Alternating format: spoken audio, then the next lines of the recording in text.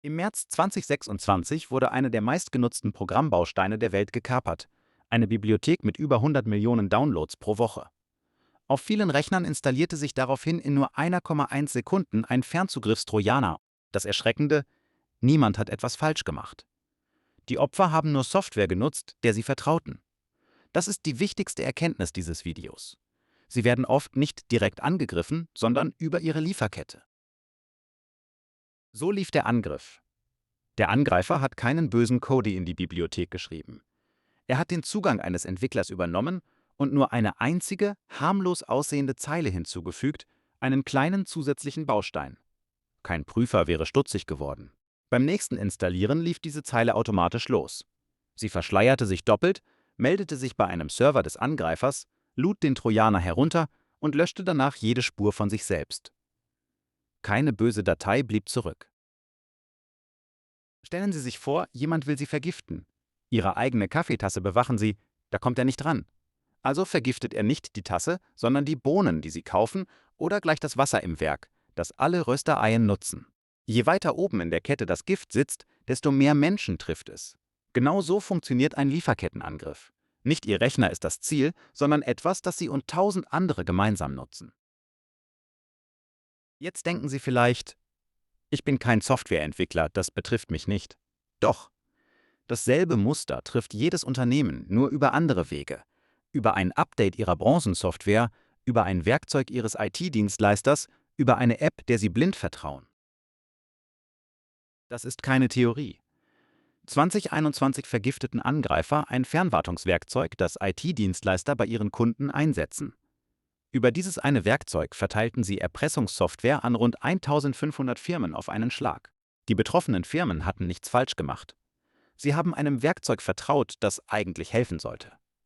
Das ist die unbequeme Seite von Fernwartung und Automatisierung. Was viele schützt, kann viele auf einmal treffen. Zweiter Fall 2023. Eine weit verbreitete Telefon- und Video-App für Unternehmen wurde manipuliert, und zwar in der offiziellen, digital signierten Version.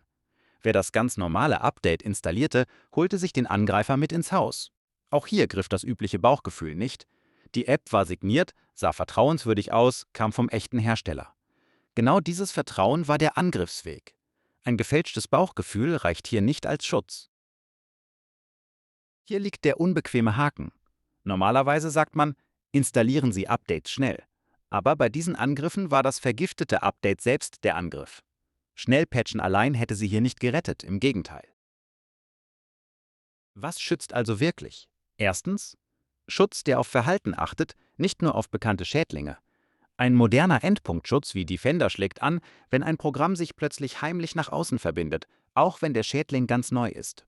Zweitens: Geringste Rechte, also kein dauerhafter Administrator auf den Arbeitsplätzen, damit ein Trojaner nicht gleich das ganze System übernimmt.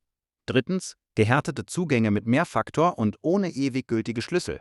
Und viertens: Eine Überwachung, die den heimlichen Anruf nach außen bemerkt.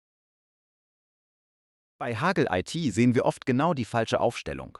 Firewall von Marke A, Virenscanner von Marke B, beides getrennt. Niemand sieht das Gesamtbild. Bei einem Technologieunternehmen an kritischer Infrastruktur haben wir genau das ersetzt. Stattdessen ein integriertes System mit Defender for Business, zentralen Richtlinien, Fernlöschung verlorener Geräte und laufender Überwachung. So fällt ein heimlicher Verbindungsversuch auf, egal über welche Hintertür er hereinkam. Was heißt das konkret? Erstens: Wissen, welche Software und welche Dienstleister Zugriff auf Ihre Systeme haben. Das ist Ihre Lieferkette. Zweitens: Mehrfaktor auf allen Zugängen, besonders bei Administratoren und externen Partnern. Drittens: Kein dauerhafter Administrator auf den Arbeitsplätzen. Viertens: Ein Schutz und eine Überwachung, die auf Verhalten achten. Und fünftens: Ein Notfallplan, der klar sagt, was zu tun ist, inklusive aller Zugänge und Schlüssel zurücksetzen. Sie können nicht jeden Baustein der Welt prüfen, aber Sie können Ihre Lieferkette kennen und eine zweite Verteidigungslinie aufbauen, die anschlägt, wenn doch etwas durchkommt. Genau dafür haben wir einen kostenlosen Leitfaden mit Checkliste, den Microsoft Security Stack für kleine und mittlere Firmen. Den Link finden Sie in der Beschreibung. Prüfen Sie heute eine Frage zuerst. Würde Ihr Schutz bemerken, wenn ein vertrautes Programm sich plötzlich heimlich nach außen verbindet? Das ist die Frage, die zählt.